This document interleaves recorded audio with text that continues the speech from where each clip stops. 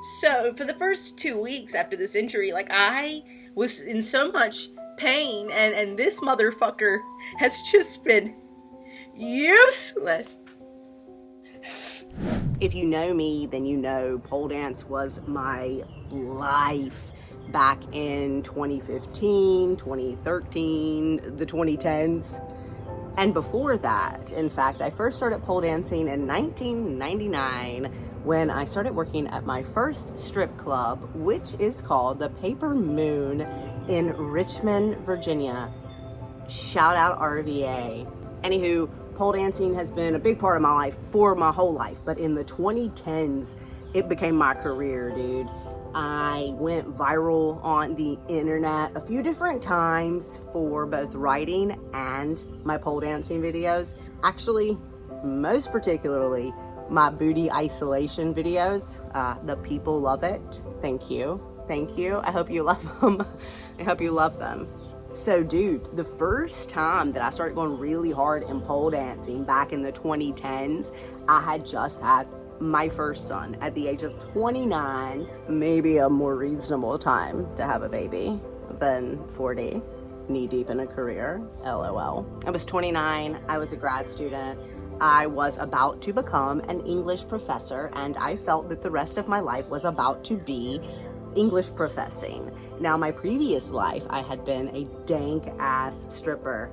Look, I don't advocate for you young girls to go into that lifestyle. It was a school of hard knocks.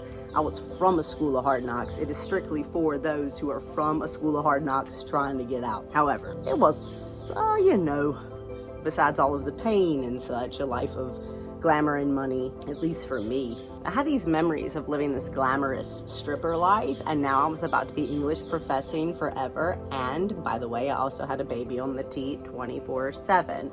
So I was also turning 30, and I felt that this was a time that my life was over. The party was over. I write about this period extensively in my memoir, Too Pretty to Be Good, by Lindsay Byron. Get it on Amazon or barnesandnoble.com. So my first foray into pole dancing as a hobby and then a career came because I was feeling frumpy, dumpy. I was feeling like the cool part of me was over. And then a homegirl turned me on to this Groupon at a pole dance studio, which, by the way, the people who own that studio were never nice to me. I don't think they liked that I kept playing the same Deftones song over and over. I watched a change in you. It's like you never... Okay, who knows it? Anywho, my homegirl turned me on to a pole dancing Groupon. I got into the studio and bitch, I was killing it. Straight away, I was feeling myself. I mean, my aptitude was already there. I had been in and out of strip clubs my whole life. And just walking into this pole studio, like, I knew how to do so much of this stuff already. And that made me feel myself. Back when I was a stripper, I used to think all the time, damn, it's too bad that this dance form isn't considered an art, because then I'd be good at something. And now, in the 2010s, people were considering it an art. And finally, I was good at something. At that time, I was an academic. Everyone knew me by the name of Lindsay Byron, which is my government name. But I wanted to share my pole dancing videos on the Facebook, and I didn't want my academic colleagues and or future employers to find me bouncing my butt cheeks independently of each other on the Facebook. So I made up today you would call it a Finsta, but I made up, like a Facebook profile with my fake name, with my pole dance identity. What was that name? Lux, ATL. Why that name? I like the way it sounded. Legit, that's it. I like a short, sharp, 3-letter ATL. About that life. Well, it was the Lux ATL Facebook page that went viral multiple times and then enabled me to have a pole career. So I was living. And then I was training, and I was training, and I was training, and I was training. And then I got invited to compete in this competition called Miss Pole Dance America. It was the most prestigious shit out there. You had to be invited to compete. And I was. And that meant like for me, you know, it was me and then like all the other giants and greats in the pole dance world. Boy, I was good at something now. Ooh, I was feeling myself. And then, of course, as you will see, or as you are seeing in the old video, I was training my ass off for Miss Pole Dance America because I wanted to make the greatest work of art of my life. By the way, I did make one of the greatest works of art of my life. Spoiler alert, that video, if not already available on this channel, it's gonna be. However, while training for this incredible opportunity, I fell down a bunch of stairs, fucked up my shoulder, ruined it. 4 years. I was getting epidurals, okay, to try to fix this shoulder, steroids, cortisone, thousands of dollars. Okay, so what you're gonna see now is a video that I took during my training during MPDA, Miss Pole Dance America, to reveal to my following the shit that I was dealing with. I guess this was in 2016, and this really marks the period and the time in which I had my greatest victory in pole, and then I walked away. So, I haven't wanted to talk about this or to even go public with it, which I haven't. But I'm pretty severely, I'm pretty severely injured, and I can't pole. I fell down a bunch of stairs 3 weeks ago today. Fell down a bunch of metal stairs. So yeah, I fucked my shoulder up. Like, worse than I've ever fucked my shoulder up. The worst injury I've had since I've started poling. And when does this happen? While I'm training for Miss Pole Dance America. I don't have insurance, okay? I have no insurance.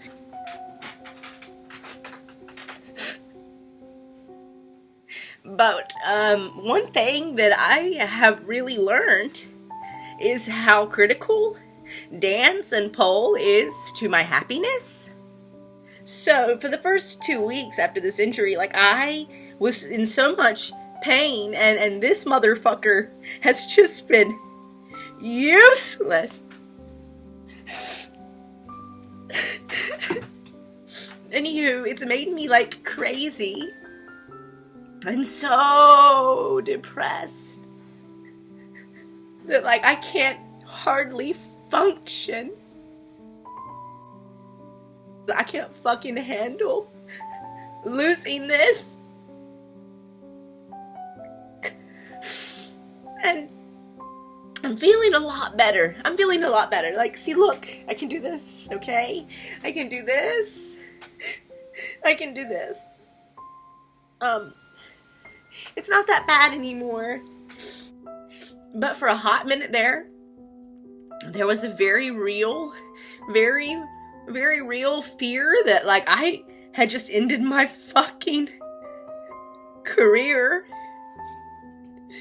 by falling down some fucking stairs. And I've been like Nancy Kerrigan, I've been a bitch. Seriously. Sitting in my bed and just saying, like, why now? But I'm gonna be okay.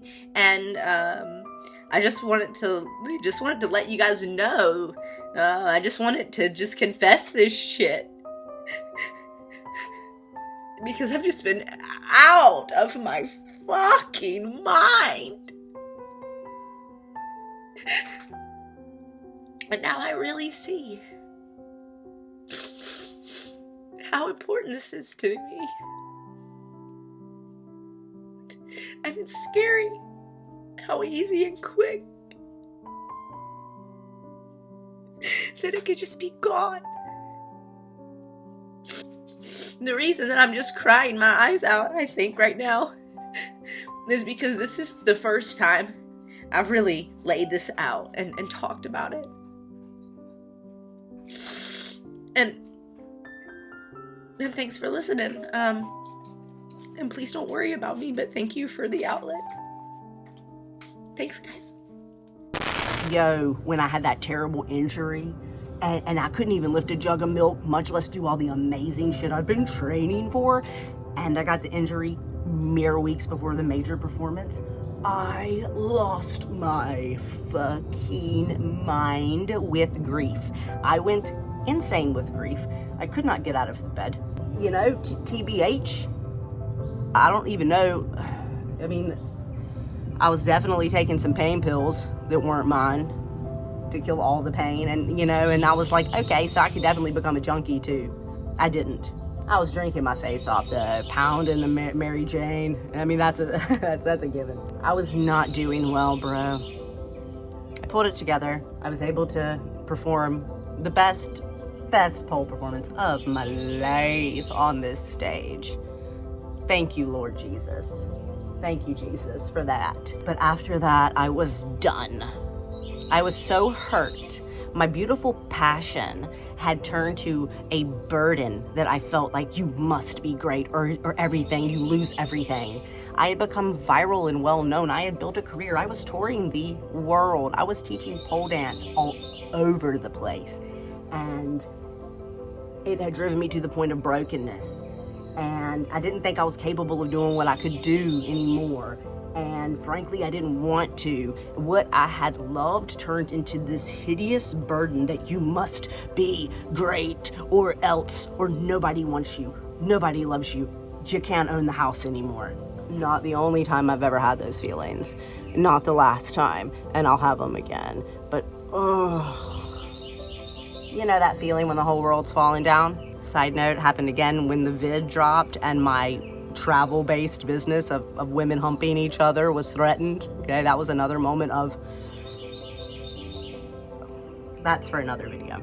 At that point, dude, I was burned out. I walked away from pole. Walked away. I took my pole out of my studio. I took a picture of like the ring on the floor where the pole had been.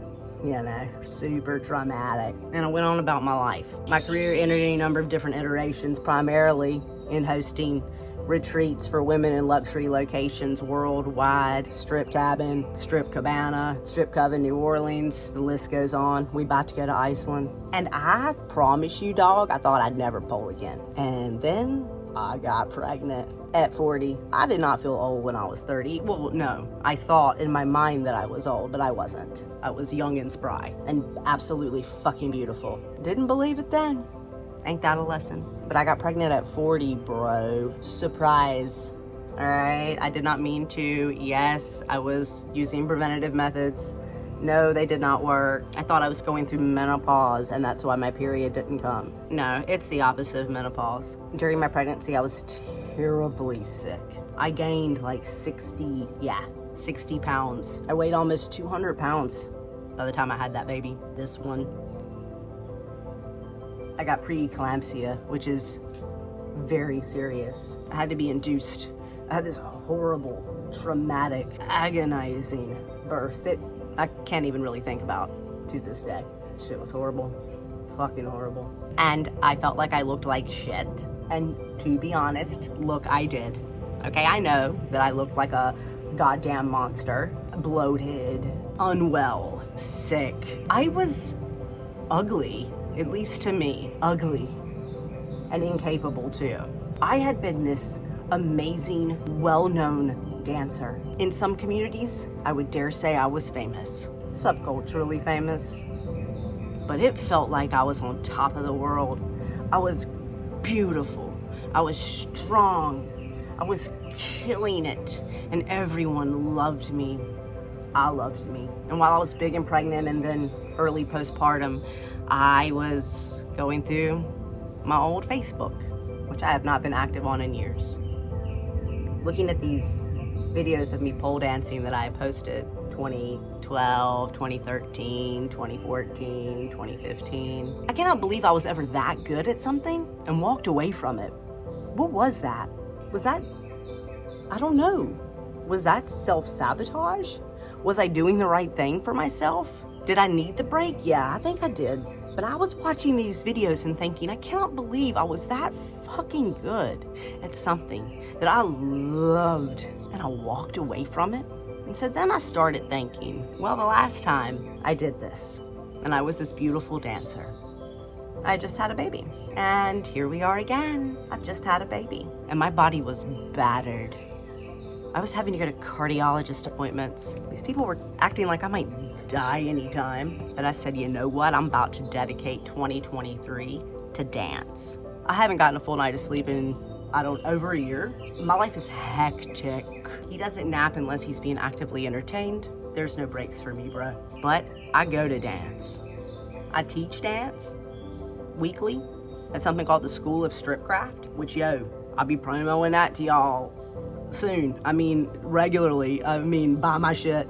Buy my shit so I can pay for this house, LOL, but not LOL, seriously. But I'm also taking dances. I'm also taking dance classes. I practice what I preach. I'm taking dance classes.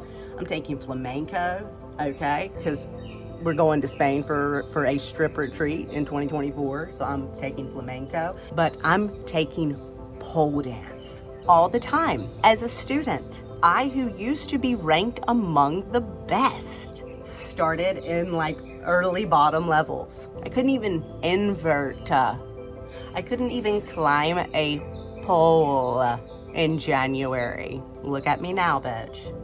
Look at me now. It's all coming back. It's in my body. It is such a beautiful lesson and miracle. Oh my God, I've been through so much. I was just fucking beaten down by this pregnancy and this birth. I was so sick afterwards in a million different ways. And my body's healing. And it's showing me what it's capable of, not just in the fact that at 40 years old, 41 when I gave birth, I made this on accident. Didn't even mean to. But also in the fact that all of this beautiful dance, all of this hardcore strength, all of this grace that I fell in love with myself for, it's in my body still. Sometimes I get on that pole and I'm not even thinking, and my body is doing sequences that I forgot existed. I forgot they existed, and my body remembers how to do them. What a gift, bro. I felt ugly. I felt frumpy. I felt like real old, okay? Now I'm not 30, I'm 41. I just wanted to feel hot again. I just wanted to feel cute. I just wanted to feel like me. But even more than that, I am feeling capable.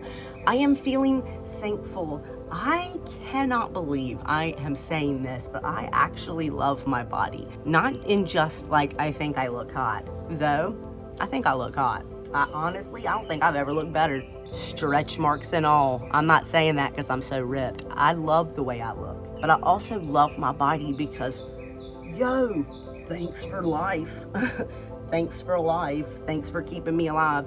Thanks for this experience I'm having. Thanks for hanging in there after you have been battered and bruised. Thanks for hanging in there. Thanks for hanging in there.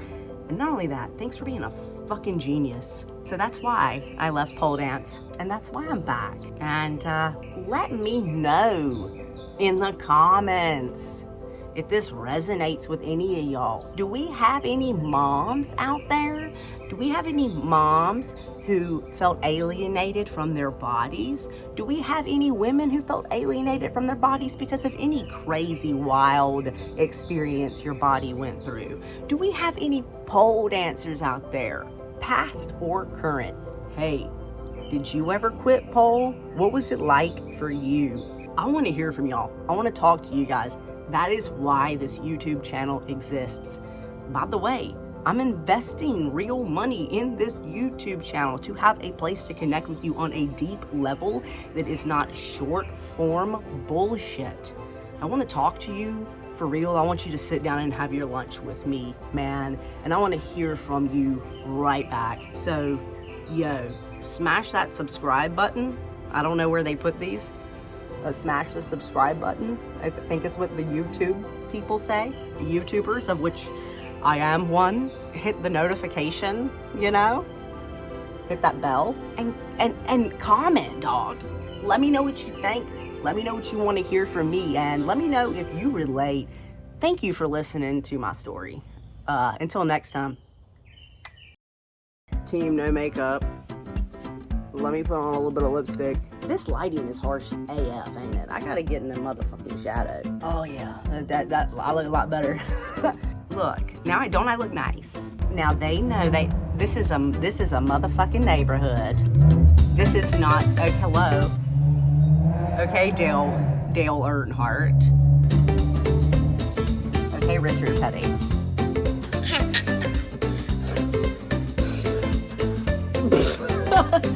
To reveal to my following